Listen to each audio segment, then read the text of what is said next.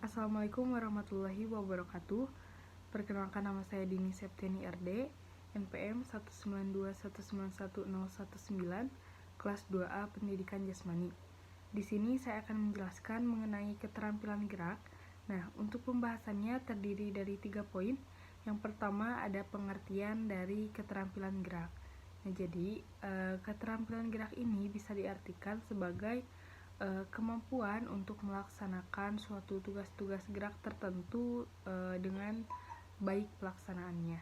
Nah, semakin baik penguasaan keterampilan gerak yang dilakukan oleh seseorang, maka akan semakin efisien juga saat pelaksanaannya. Nah, untuk keterampilan gerak ini terdiri dari 3 kategori. Yang pertama ada keterampilan adaptif sederhana, kemudian ada keterampilan adaptif terpadu, dan yang terakhir ada keterampilan adaptif kompleks. Baik, dilanjut ke pembahasan selanjutnya, ada klasifikasi keterampilan gerak. Nah, ini menurut Lutan pada tahun 1988 nomor 96, keterampilan gerak ini dapat diklasifikasikan menjadi beberapa poin. Yang pertama ada keterampilan kasar atau gross skill dan juga keterampilan halus atau fine skill. Nah, perbedaan keterampilan ini terdapat pada otot-otot yang dikeluarkan, kemudian jumlah tenaga juga, dan juga lebarnya ruang yang digunakan untuk melaksanakan suatu gerakan tersebut. Nah, pada keterampilan kasar ini lebih membutuhkan pengorganisasian otot-otot besar dan juga lebih sering mengeluarkan tenaga yang banyak. Nah, dan untuk keterampilan halus ini lebih sering menggunakan otot-otot kecil dan juga sering membutuhkan kecermatan dan koordinasi dari mata dan juga tangan kita. Nah, selanjutnya ada keterampilan diskrit, kemudian serial, dan juga continuous. Nah, untuk keterampilan diskrit ini adalah keterampilan yang dapat kita ketahui pada awal dan juga akhir. Nah, selanjutnya ada keterampilan serial. Untuk keterampilan serial ini merupakan aksi ataupun bukti nyata dari diskrit yang disatukan. Kemudian ada keterampilan continuous. Nah, keterampilan continuous ini tidak mengenal saat mulai dan juga berakhirnya suatu gerakan. Jadi, pada klasifikasi gerakan ini lebih cenderung ditinjau dari gejala penampilannya. Nah, selanjutnya ada keterampilan terbuka atau open skill dan juga ada keterampilan tertutup atau closed skill. Nah, pada keterampilan terbuka ini adalah keterampilan di mana lingkungannya selalu berubah-ubah atau sulit untuk diprediksi, sehingga si pelaku atau seseorang yang melakukan gerakan ini tidak dapat merencanakan secara efektif respon yang serasi. Nah, sedangkan untuk keterampilan tertutup ini adalah keterampilan di mana faktor lingkungan bisa diprediksi, seperti itu. Nah, selanjutnya ada ke pembahasan yang terakhir, ada unsur-unsur kemampuan yang membentuk keterampilan gerak.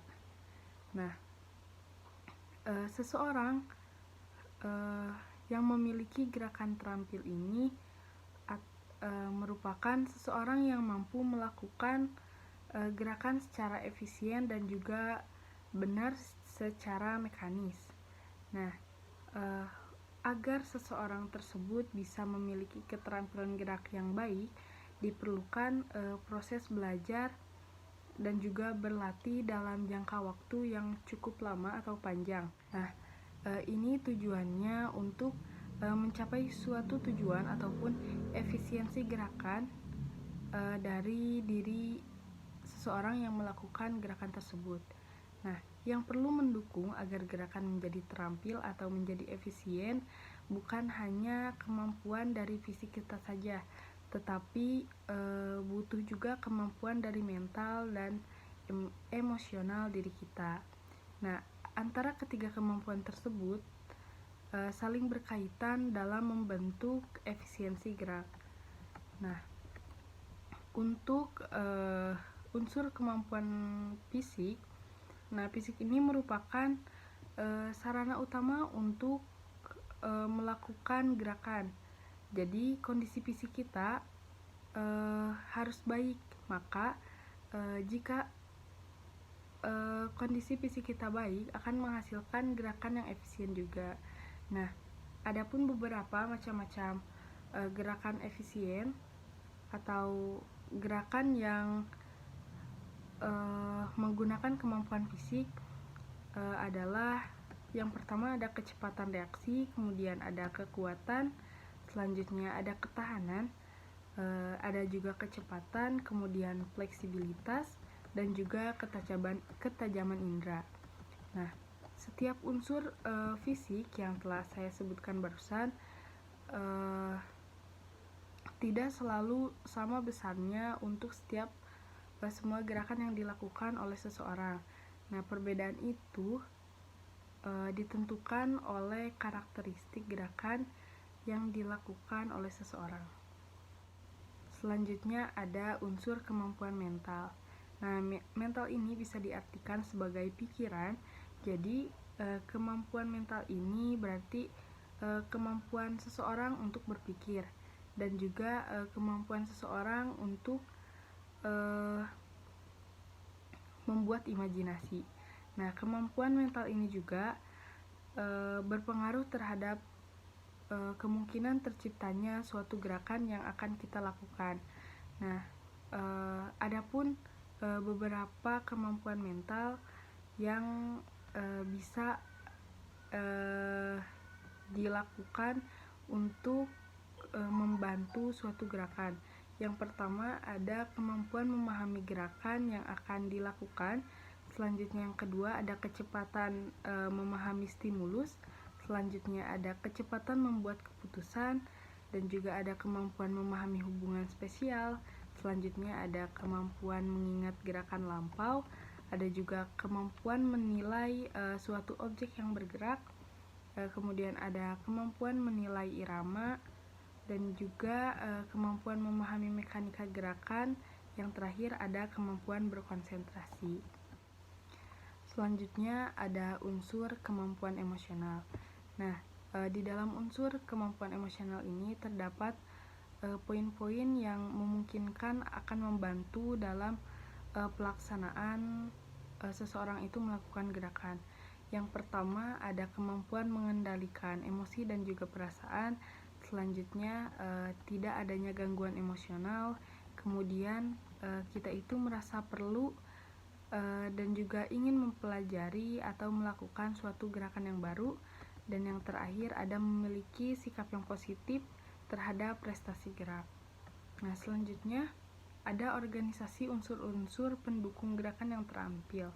Yang pertama ada kontrol keseimbangan, kemudian yang kedua ada kontrol ketepatan waktu terbuat atau timing, yang ketiga ada kontrol muskular.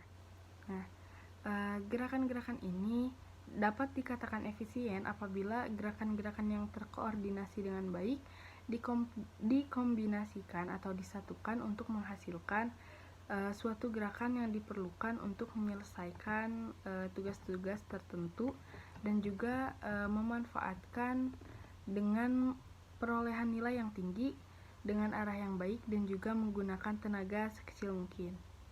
Baik, cukup sekian yang dapat saya sampaikan. Atas kekurangannya saya mohon maaf. Dan juga terima kasih. Wassalamualaikum warahmatullahi wabarakatuh.